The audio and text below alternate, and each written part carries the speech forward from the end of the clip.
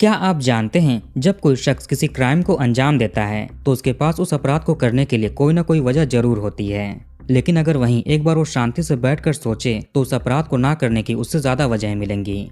मगर ये बात क्राइम करने के बाद पता चलती है। कभी कभी एक छोटा सा फैसला बड़ी बड़ी वारदातों को रोक सकता है। आज की कहानी में भी ऐसा ही कुछ है। कैसे एक छोटा सा डिसीजन ना लेने की वजह से एक हंसता खेलता परिवार उजड़ गया। नमस्कार दोस्तों, तो क्या हाल चाल है आपके। आज हम बात करने वाले हैं गिरीश शुभा केस के बारे में। इस कहानी की शुरुआत होती है कर्नाटक की राजधानी बेंगलोर से। बेंगलोर के साउथ हिस्से में एक इलाका पड़ता है बनाशंकरी स्टेज सेकेंड। ये बात 2003 की है। Banashankari stage second 23rd road door number 1414। यहाँ पर एक लड़की रहती थी, शुभा शंकर नारायण। उम्र थी करीब 27 से 28 साल। इनके पिता शंकर नारायण एक जाने माने वकील थे। इलाके में काफी रुतबा था, इज्जत था। अपने पिता को देखकर शुभा ने भी वकालत की पढ़ाई करने का फैसला किया था और ये BMS लॉ कॉलेज से BA LLB का कोर्स कर रही थी और ये फाइनल ईयर में थी। इनके घर से कुछ ही मीटर की दूरी पर डोर नंबर 1420 में एक दूसरा परिवार रहता था, बीवी गिरीश का परिवार। ये भी काफी नामी और इज्जतदार परिवार थे। 30 साल के बीवी गिरीश एक सॉफ्टवेयर इंजीनियर थे और ये इंटेल कंपनी में जॉब करते थे। शुभा का परिवार और गिरीश का परिवार दोनों एक दूसरे को बहुत अच्छे से जानते थे। लगभग 12 सालों से इनकी पहचान थी, दोस्ती थी। शुभा के पिता ने सोचा क्यों ना इस दोस्ती को रिश्ते का रूप दिया जाए, गिरीश और शुभा की शादी कराई जाए। इस फैसले से दोनों के परिवार बहुत खुश होते हैं, किसी को भी कोई आपत्ति नहीं थी और ये पूरी तरह से एक अरेंज मैरिज थी। अब 30 नवंबर 2003 को शुभा और गिरीश की सगाई होती है। तय हुआ कि अप्रैल 2004 में दोनों की शादी होगी। सभी लोग बहुत खुश थे। अब दिन आता है 3 दिसंबर 2003। सगाई के 3 दिनों के बाद शुभा और गिरीश डिनर करने के लिए बाहर जाते हैं। ये चीज़ दोनों के घर वालों को पता थी। उन दिनों गिरीश के पास एक स्कूटर हुआ करता था, होंडा काइनेटिक। ये यही यूज़ करते थे। डिनर करने भी दोनों इसी स्कूटर से गए। रात में 9 बजे के आसपास ये TGIF नामक रेस्टोरेंट में जाते हैं। थैंक गॉड इज फ्राइडे ये रेस्टोरेंट का पूरा नाम था। यहाँ पर दोनों ने अपना डिनर वगैरह किया। फिर आधे घंटे के बाद 9:30 बजे रेस्टोरेंट से ये बाहर निकलते हैं और घर के लिए रवाना हुए। वैसे किसी किसी एयरपोर्ट का रनवे रोड की साइड से गुजरता है, जहाँ से प्लेन टेक ऑफ या लैंड होते हुए साफ साफ देख सकते हैं। बहुत सारे लोग इसे देखने के लिए रोड के किनारे पर रुकते भी हैं। जब गिरीश और शुभा डिनर करने के बाद घर जा रहे थे तो रास्ते में ऐसा ही कुछ पड़ता है। शुभा ने कहा चलो थोड़ी देर यहाँ पर रुककर प्लेन देखा जाए। एक प्लेन वहाँ पर लैंड होने वाला भी था। इसके बाद गिरीश इंदिरा नगर कोरामंगला रिंग रोड के पास मौजूद एयर व्यू पॉइंट पर स्कूटर रोकता है। ये जगह जंबो पॉइंट के नाम से भी जाना जाता था। ये ओल्ड एयरपोर्ट के पास था। दिन में तो यहाँ पर लोगों की भीड़ होती है प्लेन देखने के लिए, लेकिन रात में थोड़ा सन्नाटा रहता है। वैसे भी ये 2003 का टाइम था। रोड के किनारे पर भी लाइट वगैरह उतनी नहीं होती थी, तो अंधेरा रहता था। अब अंधेरे में कौन रुककर प्लेन देखे। मगर यहाँ गिरीश और शुभा रात में 9:30 बजे रुकते हैं। दोनों बहुत खुश थे और प्लेन लैंड होते हुए देख रहे थे।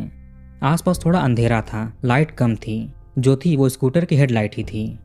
इसी प्लेन देखने के दौरान अचानक से पीछे से दूसरे स्कूटर पर सवार 2 लोग आते हैं। गिरीश और शुभा सड़क के जिस साइड थे उसके दूसरी साइड उन्होंने अपना स्कूटर रोका। स्कूटर के बैक सीट पर बैठा शख्स स्कूटर से उतरता है। उसके हाथ में लोहे की एक रॉड जैसा कुछ था।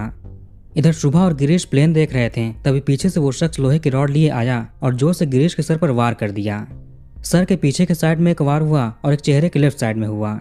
यह हमला इतना तेज और घातक था कि गिरीश तुरंत ही जमीन पर गिरकर बेहोश हो जाता है।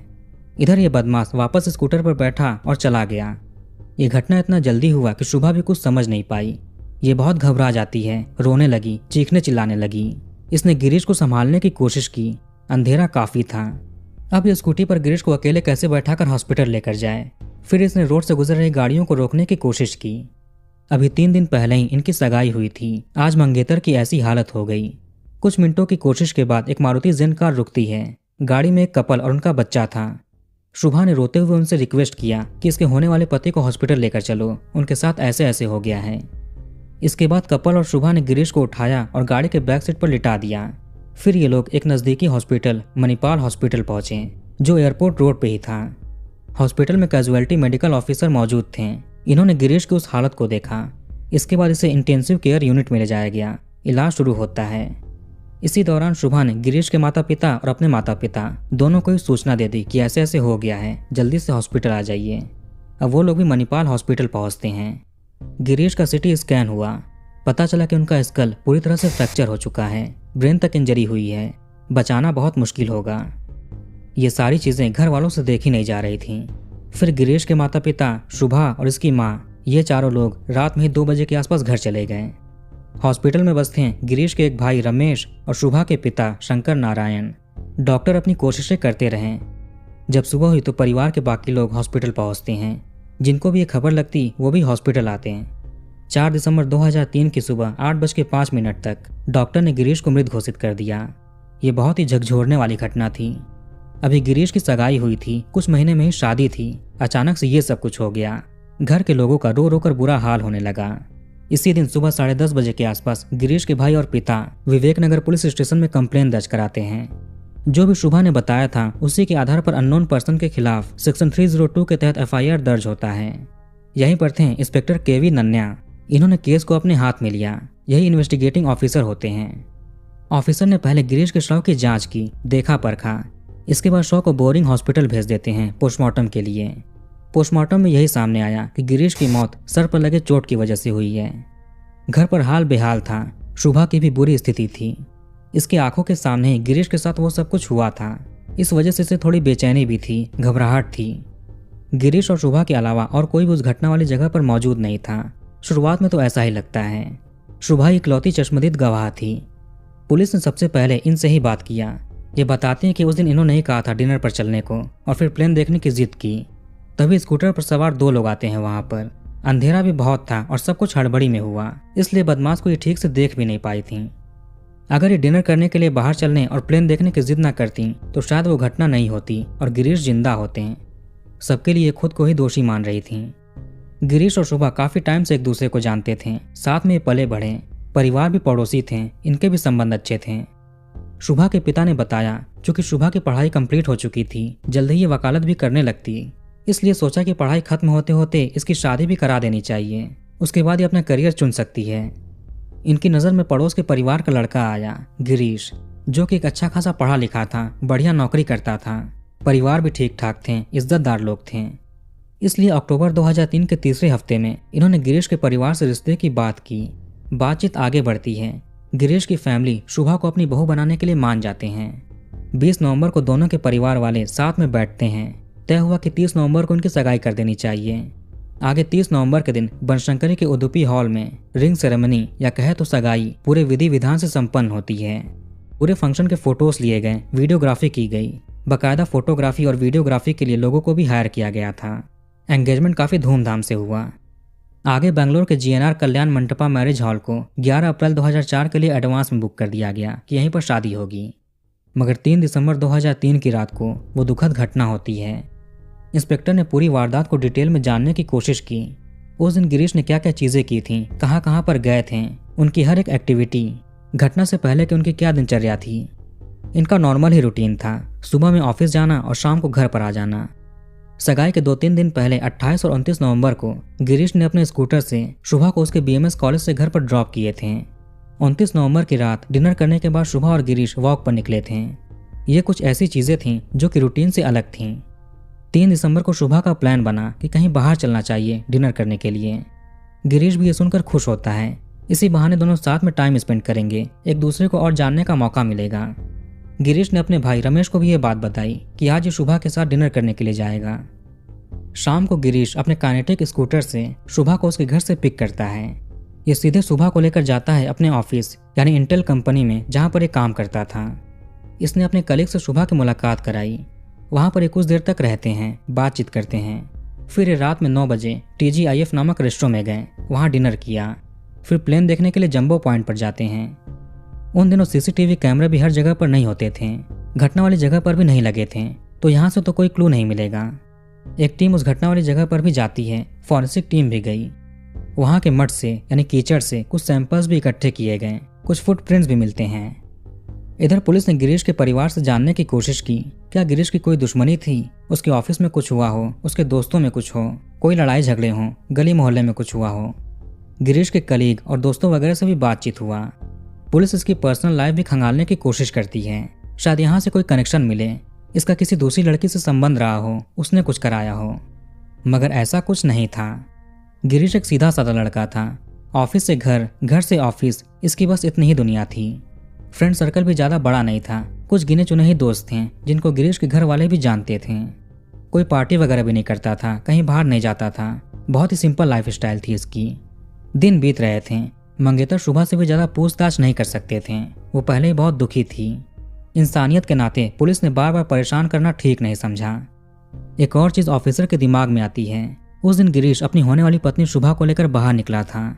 ये रेस्टोरेंट गया, प्लेन देखने के लिए गया, अपने ऑफिस गया। ये सारी चीज़ें किसी बाहरी को पता नहीं थी, केवल घर वाले ही जानते थे और घर वाले किसी को बताए भी नहीं थे। वो कत्ल भी कोई लूटपाट के लिए नहीं हुआ था। शुभा के बयान के अनुसार बदमाश वहां पर आया, गिरीश के सर पर हमला किया और भाग गया। ऐसे वार हुआ जैसे कि ये बचना नहीं चाहिए। ये लोग संपन्न परिवार से थे, जेब में मोबाइल होंगे, पैसे थे, कीमती चीजें थीं। शुभा ने कुछ गहने भी पहने हुए थे। बदमाश ने लूटपाट करने की कोशिश नहीं की थी। वो आया, पीछे से हमला किया और चला गया, जैसे कि इन्हें पहले से ही सब कुछ पता हो कि गिरीश कब, कितने बजे और कहां पर मौजूद होगा। अब इस तरह से एक्यूरेट क्राइम के लिए काफी दिनों की प्लानिंग की जरूरत होगी। यानी कातिल कई दिनों से गिरीश के पास मौजूद रहा होगा। अब ये आखिर कौन है, कौन कौन गिरीश के पास था, ये कैसे पता करें। पुलिस के ध्यान में आया कि कत्ल करने वाला जरूर गिरीश और सुबह के सगाई में भी आया रहा होगा। अब ऑफिसर ने सगाई के सारे फोटोग्राफ्स और वीडियो रिकॉर्डिंग्स मंगाई। एक एक करके सबको खंगालना शुरू किया गया। उसमें हर एक मेहमान को देखा जा रहा था। कहीं कोई संदिग्ध एक्टिविटी कर रहा हो, कोई अजीब दिखाई दे, कोई अनजान हो, हर एक को बड़ी बारीकी से परख रहे थे। गिरीश के फैमिली के लोग भी सबको पहचान रहे थे। सभी जानने वाले लोग थे, रिश्तेदार थे, दोस्त थे। कोई भी ऐसा अलग नहीं दिखा। जैसे जैसे वक्त बीत रहा था वैसे वैसे पुलिस निराश होते जा रही थी। सगाई की वीडियोस देखते देखते इन्वेस्टिगेटिंग ऑफिसर की नज़र पड़ी शुभा पे। वीडियो में दिखा कि सगाई के वक्त तो सभी लोग बहुत खुश हैं, सबके चेहरे खिले हुए हैं। गिरीश भी ठीक लग रहा था, लेकिन वहीं शुभा थोड़ी उदास लग रही थी। इसके हाव भाव से ऐसा लगा जैसे कि ये खुश नहीं है। ये सारी चीज़ें इसकी मर्जी के खिलाफ हो रही हैं। क्या शुभा इस शादी से खुश नहीं है? अब पुलिस ने पूरे वीडियो रिकॉर्डिंग में शुभा पर ही ध्यान दिया। जहां पर भी शुभा दिख रही थी, इसके चेहरे पर गुस्सा झलक रहा था और जब भी गिरीश इसके करीब में आकर बैठता तो ये खिसक कर उससे दूर हो जाती थी। यहीं से पुलिस का दिमाग घूमता है। उस घटना के दौरान बदमाश ने केवल गिरीश पर ही हमला क्यों किया, जबकि शुभा भी वहीं पर मौजूद थी? उसे क्यों नहीं मारा? ये पुलिस में गवाही भी दे सकती थी, उस बदमाश को पहचान सकती थी, मगर शुभा को एक खरोच तक नहीं आई थी। अब पुलिस का सारा फोकस इस पर ही आ जाता है। वैसे उन दिनों मोबाइल फोन्स वगैरह नए नए आए हुए थे। पुलिस भी केसेस के लिए फ़ोन डिटेल्स का यूज़ ना के बराबर कर रही थी। उन दिनों कॉल डिटेल्स की जांच करना, लोकेशन देखना, फ़ोन रिकॉर्डिंग, मैसेजेस चेक करना, ये सब चीज़ें उतनी चलन में नहीं थीं। ऑफिसर के लिए भी ये चीज़ें नई थीं, मगर ये सोच रहे थे कि किसी केस में टेक्निकल जांच भी किया जाए। इन्हें लगा कि अब वो मौका आ चुका है। इसमें सामने आया कि सुबह की एक नंबर पर बहुत ज़्यादा बातचीत हो रही है, मैसेजेस भी काफ़ी हो रहे हैं। शादी तय होने के बाद तो और ज़्यादा बातचीत होने लगी थी। पुलिस ने जब उस नंबर की डिटेल निकलवाई, रजिस्ट्रेशन चेक किया, तो नाम आता है अरुण वर्मा। ये लड़का BMS लॉ कॉलेज में फर्स्ट ईयर का स्टूडेंट था। इसकी उम्र 19 साल थी। वैसे इसी कॉलेज में शुभा भी पढ़ती थी। पुलिस को यहाँ पर भी दाल में कुछ काला दिखता है। आखिर शुभा अपने जूनियर से इतना क्यों बात कर रही है? पुलिस ने जब घटना वाले दिन की लोकेशन निकाली, इतना तो पता था कि कत्ल के वक्त शुभा गिरीश के साथ थी, तो इसकी लोकेशन वहीं पर होगी। मगर अरुण वर्मा की भी लोकेशन कत्ल के वक्त उसी जगह पर मिली जहां पर गिरीश और शुभा की थी। पुलिस को यहां से बहुत बड़ी कामयाबी हाथ लगती है। अभी तक तफ्तीश को कई हफ्ते गुजर चुके थे। पुलिस ने अरुण वर्मा को उठाया, इससे पूछताछ की गई। यहाँ पर यह लड़का सारी चीज़ों से इनकार करता है। इसने कहा कि 3 दिसंबर की रात में बेंगलोर में यह था ही नहीं, आपको कोई गलत फहमी हुई है। इन्वेस्टिगेटिंग ऑफिसर काफ़ी तेज तर्रार थे। इनके दिमाग में एक चीज़ चल रहा था। थोड़ी बहुत पूछताछ करने के बाद इन्होंने अरुण को छोड़ दिया, मगर इसका फ़ोन नंबर सर्वेलांस और कॉल रिकॉर्डिंग पर लगा दिया। जब ये किसी को कॉल करेगा तो पता चल जाएगा कि किसको कॉल कर रहा है और क्या बात कर रहा है। पुलिस स्टेशन से निकलते ही अरुण ने सबसे पहले शुभा को कॉल किया। उसको बताया कि पुलिस ने इसे थाने बुलाया था, इससे पूछताछ किया गया। इसने उनसे बोला कि उस रात ये बेंगलोर में था ही नहीं। उधर शुभा ने पूछा कि पुलिस को तुम पर शक तो नहीं हुआ? ऐसे इनकी सारी कॉल रिकॉर्डिंग पुलिस के हाथ लग जाती है। यहाँ से पुलिस को कंफर्म हो गया कि गिरीश के कत्ल के पीछे शुभा और इसके कॉलेज जूनियर अरुण वर्मा का हाथ है। जनवरी 2004 से पुलिस का शक शुभा पर आने लगा था। 25 जनवरी तक पुलिस शुभा को उसके घर से, अरुण वर्मा को और साथ में 2 और लोग, दिनेश एके दिनाकरण और वेंकटेश्वर, टोटल 4 लोगों को उठाती है। BMS लॉ कॉलेज में अरुण और शुभा पढ़ते थे। यहीं पर दोनों की मुलाकात हुई थी। इनमें दोस्ती हुई। आगे चलकर दोनों एक दूसरे से प्यार करने लगते हैं। साथ में घूमते फिरते, समय बिताते हैं। इनकी लव स्टोरी चल रही थी। कहीं से ये सारी चीजें शुभा के पिता को पता चल गईं, जो कि एक वकील थे। इनका समाज में नाम था, इज्जत था। कहीं ना कहीं इन्हें डर होने लगा कि इनकी बेटी की करतूत अगर लोगों को पता चली तो समाज में इनकी बहुत बेइज्जती होगी कि एक बेटे को सही संस्कार नहीं दे सकें, उसको संभाल नहीं पाएं। इसी के डर से पिता ने अक्टूबर 2003 में गिरीश के फैमिली से बात किया और शुभा की शादी गिरीश से फिक्स कर दी। शुभा को ये मंजूर नहीं था, मगर ये कैसे अपने पिता को मना करें। इसे अरुण पसंद था, शादी करनी भी होगी तो अरुण से करेगी, लेकिन जबरदस्ती शुभा को गिरीश से शादी स्वीकार करनी पड़ती है। इसने अरुण से बात किया, आखिर ये शादी कैसे टूटे। वैसे एक महिला थी, हेमा, जो कि शुभा की दोस्त थी। सगाई के दौरान हेमा ने शुभा का मेकअप किया था, मेहंदी लगाया था। शुभा ने पहले भी हेमा से कहा था और सगाई वाले दिन भी कहा कि ये सगाई के बाद या तो अरुण के साथ भाग जाएगी या फिर गिरीश को मार डालेगी, मगर ये शादी हरगिज नहीं करेगी। खैर, इधर अब शुभा ने सोचा कि गिरीश को रास्ते से हटाना ही पड़ेगा। फिर इसने अपने बॉयफ्रेंड अरुण के साथ मिलकर प्लान बनाया। अरुण अपने एक कजन दिनेश को अपने प्लान में शामिल करता है। ये सारी चीजें हो रही थीं रिश्ता तय होने के बाद और सगाई से पहले। अरुण ने दिनेश को लालच दिया कि काम पूरा होने के बाद ये तुम्हें फोन खरीद कर देगा। उस वक्त हर किसी के पास मोबाइल फोन नहीं हुआ करते थे। आगे कजन दिनेश प्लान में शामिल हो गया। फिर ये एक दोस्त वेंकटेश को भी इसमें शामिल करता है। अरुण और शुभा ने इसे 1500 रुपए की सुपारी दी। सारा प्लान बनाया जाता है, कैसे कैसे क्या होगा, कैसे कौन क्या करेगा, कब क्या करेगा। 30 नवंबर 2003 को सगाई होती है। कत्ल का दिन चुना गया 3 दिसंबर का। कत्ल कहाँ पर करना था, सब कुछ पहले से तय था। प्लान के अनुसार 3 दिसंबर के दिन शुभा गिरीश को लेकर डिनर पर गई, फिर जंबो पॉइंट जाती है जहां पर प्लेन लैंडिंग देखना था। जब से ये घर से बाहर निकली तब से इसने अरुण को मैसेजेस करने शुरू कर दिए थे कि ये कहाँ पर है, अब ये कहाँ पर पहुंची है, इस रास्ते पर है। 100 से भी ज्यादा मैसेजेस किए गए थे। चारों ने घटना के टाइम करीब 76 बार कॉल पर बात किए थे। आखिर में शुभा प्लेन देखने के लिए जंबो पॉइंट पर जाती है गिरीश को लेकर। जानबूझकर ये ऐसी जगह पर गई जहां पर लाइट कम हो, अंधेरा हो, वहां लोग भी ना के बराबर हों। अरुण वर्मा और वेंकटेश एक स्कूटर पर थे। इसने अपने हाथ में बाइक में लगने वाला सस्पेंशन रॉड लिए हुए था। तभी थोड़ी देर के बाद अरुण और वेंकटेश स्कूटर पर आते हैं। वेंकटेश ने बाइक के सस्पेंशन रॉड से गिरीश के सर पर वार किए। फिर ये वापस स्कूटर पर बैठ जाता है। अरुण ने स्कूटर को यू टर्न किया और रिंग रोड से होते हुए निकल गया। जब ये हमला हुआ तो उस वक्त शुभा गिरीश से करीब 10 फीट की दूरी पर खड़ी थी। फिर इसने वो मारुति जेन कार रुकवाई और गिरीश को लेकर हॉस्पिटल पहुंची। उस कार में कपल और एक बच्चा था। गिरीश को पिछली सीट पर लिटाया गया था और ये बेहोश था। आदमी कार चला रहा था और उनकी वाइफ और बेटा अगली सीट पर बैठे हुए थे। देखा जाए तो शुभा को गिरीश के साथ पिछली सीट पर बैठना चाहिए, मगर ये गिरीश को बैक सीट पर लिटाकर खुद फ्रंट पैसेंजर सीट पर बैठती है। कपल ने बाद में ये बात अपने बयान में बताया था। पुलिस को 2 विटनेसेस भी मिले जिन्होंने घटना को होते हुए देखा था। बाद में अरुण और वेंकटेश की इन्होंने पहचान भी की। जब शुभा गिरीश को हॉस्पिटल लेकर गई तो उस वक्त उनका स्कूटर वहीं पर मौजूद था, वहीं पर खड़ा था। दोनों विटनेसेस उस स्कूटर को अपने साथ ले जाते हैं जहां पर ये रहते थे। इसमें से एक ने अपने मकान मालिक को स्कूटर के बारे में बताया। फिर ये लोग तलाशी के लिए स्कूटर के उस हिस्से को खोलते हैं जहां पर सामान रखे जाते थे। वहां से इन्हें एक डिजिटल डायरी और एक लैपटॉप मिलता है। ऐसे पता चला कि वो शख्स इंटेल कंपनी में जॉब करता है। इन विटनेसेस ने इंटेल कंपनी से कांटेक्ट किया। फिर उनका सिक्योरिटी सुपरवाइजर सारी चीजें आकर कलेक्ट करता है। पुलिस ने भी स्कूटर को कब्जे में ले लिया। घटना के बाद वेंकटेश रास्ते में ही लोहे की रॉड को किसी झाड़ी में फेंक देता है। बाद में पुलिस ने इसे बरामद भी कर लिया। अरुण वर्मा का घर कॉक्स टाउन में था, जहां से पुलिस ने वो स्कूटर भी बरामद कर लिया जो कत्ल में यूज हुआ था। आगे शुभा, अरुण और दिनेश पर क्रिमिनल कॉन्स्पिरेसी के तहत आईपीसी की धारा 120B और सबूत मिटाने के लिए 201 का चार्ज लगता है। वही वेंकटेश के ऊपर 302 का चार्ज लगा, यानी कत्ल का। 25 फरवरी 2004 से मायो हॉल कोर्ट में ट्रायल शुरू होता है।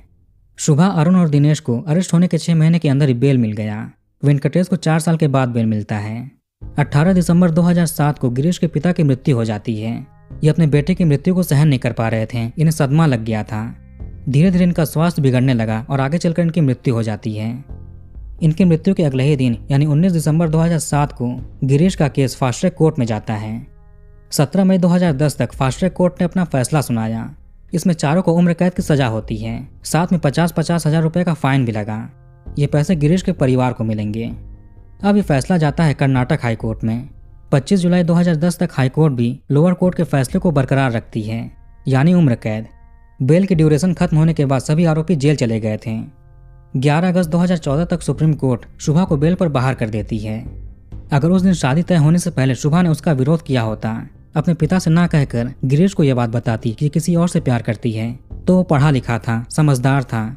वैसे भी ये कोई लव मैरिज नहीं थी, अरेंज मैरिज थी। गिरीश आसानी से शादी को कैंसिल करवा सकता था, मगर इस लड़की ने ऐसा नहीं किया। अगर बात की होती तो शायद गिरीश आज जिंदा होता। फिलहाल ये केस सुप्रीम कोर्ट में चल रहा है। तो कहानी को यहीं पर खत्म करते हैं। आप कमेंट करके बताइए कि वीडियो आपको कैसा लगा। इस वीडियो को लाइक और शेयर जरूर करिए। हमारे चैनल को सब्सक्राइब करके बेल आइकन ऑन कर लीजिए। मिलते हैं नेक्स्ट वीडियो में। धन्यवाद।